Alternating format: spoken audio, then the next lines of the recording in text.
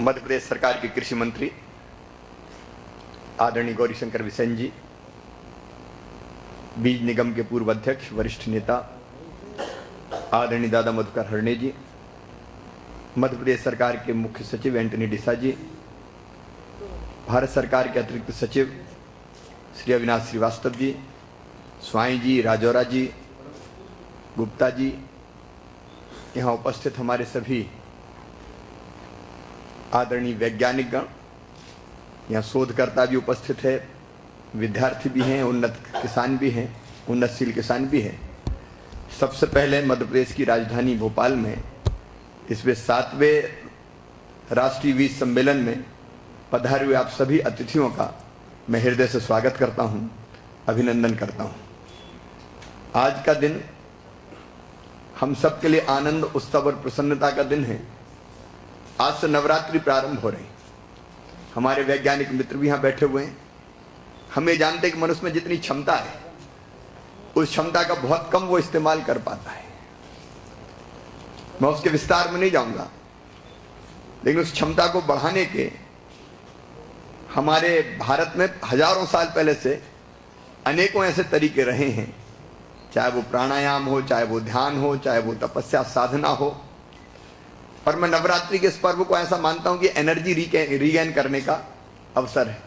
जब मैं मुख्यमंत्री नहीं था, केवल सांसद था, तो मैं 9 दिन मौन व्रत भी रखता था और अंतर्मुखी होने की कोशिश करता था, अंदर झांकने की कोशिश करता था, अपने अंतर की शक्ति को जागृत करने का प्रयास करता था। ये ध्यान से, साधना से ये सब संभव है। और ये भी जो पद्धतियां प्राचीन भारत में हमने बनाई, ये भी सब वैज्ञानिक है, ये विज्ञान से दूर नहीं है।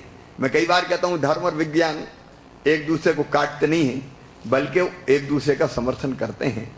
इसलिए नवरात्रि का ये पर्व ऊर्जा को फिर से इकट्ठा करने का एक अवसर है। मैं यही प्रार्थना करता हूं कि आप सबके अंदर भी इतनी ऊर्जा परमपिता परमात्मा दे, देवी माँ दे, कि आप अपनी अंतर की शक्तियों का सर्वश्रेष्ठ उपयोग अपने देश के और अपने प्रदेश के निर्माण में कर सकें। हमारे वैज्ञानिकों को तो अनेकों बधाइयाँ। इसलिए भी कल का दिन भारत के लिए ऐतिहासिक दिन था। पहली बार ही मंगल मिशन हमारा कामयाब हो गया और हमारे वैज्ञानिकों ने अपनी प्रतिष्ठा का लोहा पूरी दुनिया से मनवाने में वो सफल हुए, कामयाब हुए। मैं सभी वैज्ञानिकों को हृदय से बधाई देता हूँ। अपने कृषि वैज्ञानिकों को भी हम बधाई देना चाहते हैं, लेकिन आज बधाई का एक और मौका है। मध्य प्रदेश में आज तक मध्य प्रदेश की किसी खिलाड़ी ने, चाहे वो एशियाड हो, चाहे वो राष्ट्रमंडल के खेल हो, चाहे वो ओलंपिक हो, कभी कोई पदक प्राप्त नहीं किया था। लेकिन आज ही सवेरे मेरे पास शुभ समाचार आया कि हमारे मध्य प्रदेश की एक बेटी है वर्षा वर्मन, डबल ट्रैप शूटिंग प्रतियोगिता में टीम इवेंट में कांस्य पदक जीतने में उन्हें सफलता प्राप्त की है। मैं वर्षा बेटी को भी और पूरी टीम को बधाई देता हूं। लेकिन हमारा सपना है, हमने मध्य प्रदेश में तय किया है 2020 में हम अपने खिलाड़ियों को, बच्चे हैं जो 8 साल के, 9 साल के, 10 साल के, उनको ट्रेन करने की कोशिश कर रहे हैं। और हमारी कोशिश ये है कि 2020 तक ओलंपिक में भी पदक जीत के लाने वाले खिलाड़ी हम इस मध्य प्रदेश की धरती से पैदा करने की कोशिश करें। लेकिन आज तो वर्षा को बधाई। मित्रों, मुझे वो दिन याद आ रहे हैं जब हम बहुत छोटे थे और उस समय हमारे प्रधानमंत्री लाल बहादुर शास्त्री हुआ करते थे। मुझे पता नहीं मैं दूसरी में पढ़ता था कि तीसरी में पढ़ता था, लेकिन उन्होंने एक आह्वान किया था, सप्ताह में 1 दिन व्रत रखो, भोजन मत करो। क्यों? अन्न की कमी है। हम देखते थे आज जो अमेरिका पलक पौड़े बिछा के हमारे प्रधानमंत्री जी का स्वागत कर रहा है, वही अमेरिका PL480 गेहूं, जो लाल गेहूं था, मोटा गेहूं था, वो गेहूं हमारे पास खाने के लिए आता था। वो दिन भी हमने देखे हैं। लेकिन आज का दिन भी हम देख रहे हैं जब हमारे अन्न के सारे भंडार भरे हुए हैं, अन्न के भंडार भरपूर हैं। और इसके लिए मैं वैज्ञानिकों को सबसे पहले बधाई देना चाहता हूं, अपने किसानों को बधाई देना चाहता हूं, और प्रशासनिक अमले सहित जिन मित्रों ने इस दिशा में प्रयास किए वो सब बधाई के पात्र है। मुझे मध्य प्रदेश की भी एक घटना याद आ रही। मैं मुख्यमंत्री बन गया था, तत्कालीन कृषि मंत्री जी के पास में गया था। वो शायद प्रिक्योरमेंट का काम भी उनकी तरफ था, माननीय शरद पवार जी। मैंने उनसे कहा कि हमें अपने पीडीएस के लिए गेहूं चाहिए ज़्यादा, तो उन्होंने मुझे थोड़ी हिकारत भरी नज़रों से देखा और कहा प्रिक्योरमेंट तो करते ही नहीं हो, 1 क्विंटल गेहूं तो मध्य प्रदेश से दे नहीं रहे हो, और आगे इतना दे दो, इतना दे दो, इतना दे दो। कहाँ से दे दें? कुछ प्रिक्योर भी तो करो। वो बात मेरे मन में चुभ गई, और लौट के आने के बाद हमने ये तय किया कि खेती अपनी प्राथमिकता है और इस क्षेत्र में किसी भी कीमत पे मध्य प्रदेश को पीछे नहीं रहने देना है। और आज मैं गर्व के साथ कह सकता हूं, भारत सरकार तब भी और अब भी कि इतना गेहूं ले कहां जाए, उठाएं कहां, इतना काहे के लिए पैदा कर रहे हो, ये स्थिति पैदा हुई है। सचमुच में देश में पूरी परिस्थितियां बदली है, लेकिन आज भी कई तरह की चीजें, वो आंकड़े जो CS ने बताए, राजौरा ने बताए, मैं दोहराना नहीं चाहता, लेकिन इसके बाद भी आज हम देखते हैं कि हमारे यहाँ प्रति हेक्टर जो उत्पादन होता है वो दुनिया के विकसित राष्ट्रों से सचमुच में अभी भी बहुत कम है। गुंजाइश बहुत है।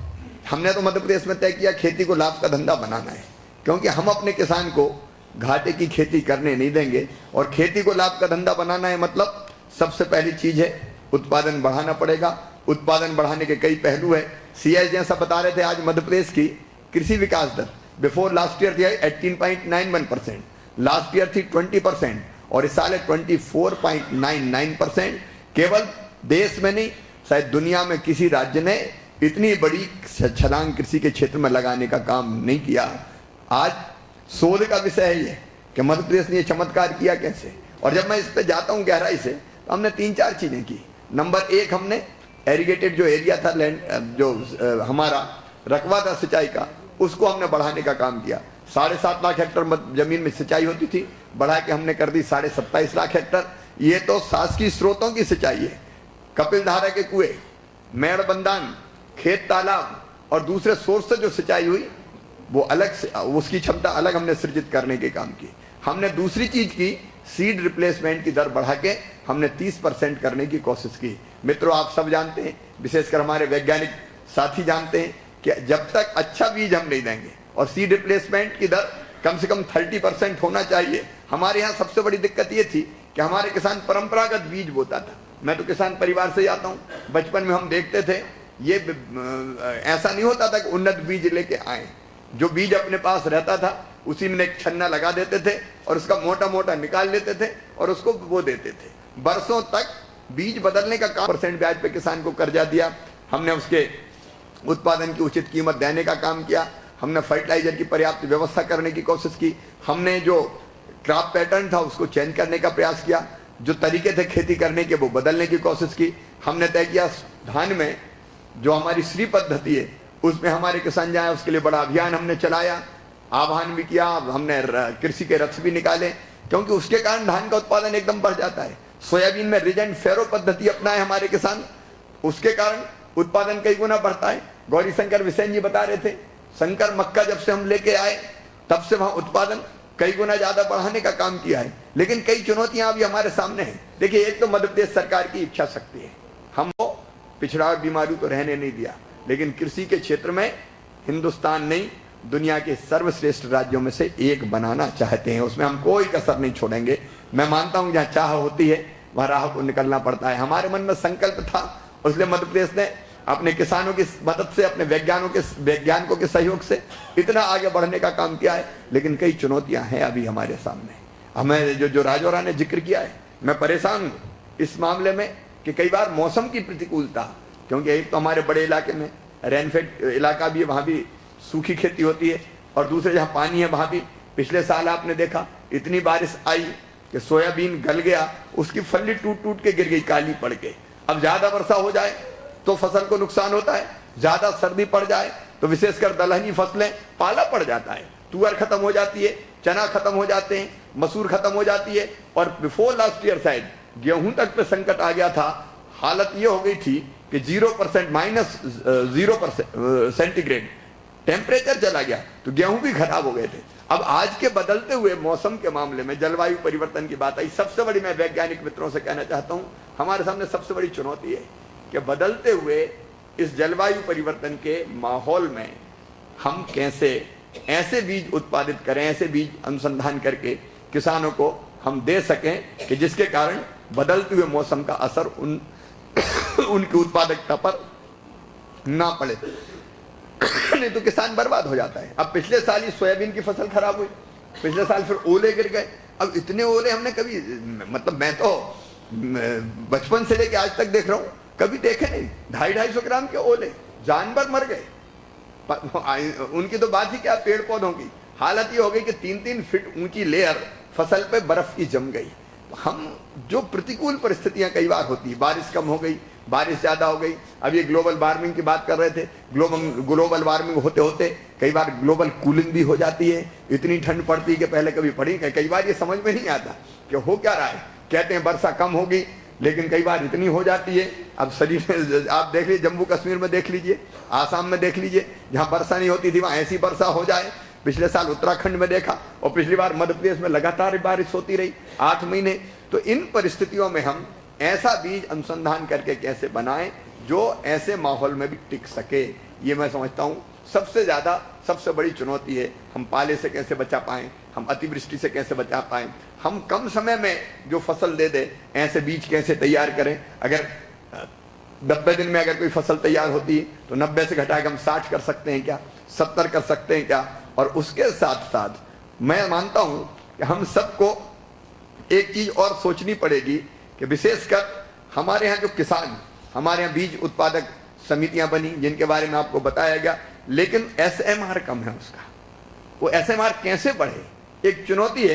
क्योंकि जब वो सर्टिफाइड सीड पैदा करने की कोशिश करते हैं तो जो ब्रीडर रहता है या आधार सीड रहता है, उससे सर्टिफाइड जो सीड है वो कम पैदा होता है, लगभग 3/4 पैदा होता है। तो ये एक चुनौती है हमारे सामने, क्योंकि इससे फिर किसान को भी उतनी प्रेरणा नहीं मिलती। हमको ज्यादा बीज और चाहिए, फिर कई तरह के बीज, हमको दलहन का चाहिए, हमको तिलहन का बीज चाहिए, गेहूं में और हम कैसे बेहतर कर सकते हैं, सोयाबीन में और कैसे बेहतर कर सकते हैं। ये बात सही है कि आज हम सोयाबीन और आपके दलहनों के उत्पादन में हिंदुस्तान में नंबर 1 है, और गेहूं के उत्पादन में नंबर 2 है। अभी तो नंबर 2 है, लेकिन बहुत जल्दी हम नंबर 1 हो जाएंगे। हम पीछे नहीं रहने वाले, पंजाब से हम आगे निकलेंगे निश्चित तौर पर। हम लगातार कोशिश कर रहे हैं, लेकिन ये चुनौती हमारे सामने बरकरार है। बढ़ती हुई जो जनसंख्या है उसके लिए हमें बीज का उत्पादन करना है। लेकिन हमारे यहाँ मध्य प्रदेश में जो परंपरागत फसलें, जिसके बारे में गौरीशंकर विसेन जी ने, कोदो, कुटकी, रागा, अब हमारा जो बासमती धान है, हमारा जो सरबती गेहूं है, अब मध्य प्रदेश का MP वीट के नाम से मध्य प्रदेश का गेहूं पूरे हिंदुस्तान में जाना जाता है, मिडिल ईस्ट के देशों में जा रहा है। पिछले दिनों में दुबई गया था तो वहां लोग मिले कि हम तो MP वीट ही खाते हैं, वहीं से गेहूं आता है। सचमुच में हमारी जो क्वालिटी है, हमारी जो किस्में हैं, वो अपनी तरह की अद्भुत किस्में हैं। हमको ये भी सोचना पड़ेगा कि हम इस चक्कर में कि हम कैसे और संकर बीज पैदा करें, हाइब्रिड बीज पैदा करें, नए नए हाइब्रिड बीज बनाएं, उस चक्कर में हम अपनी किस्मों को भूल जाएं तो ये भी उचित नहीं होगा।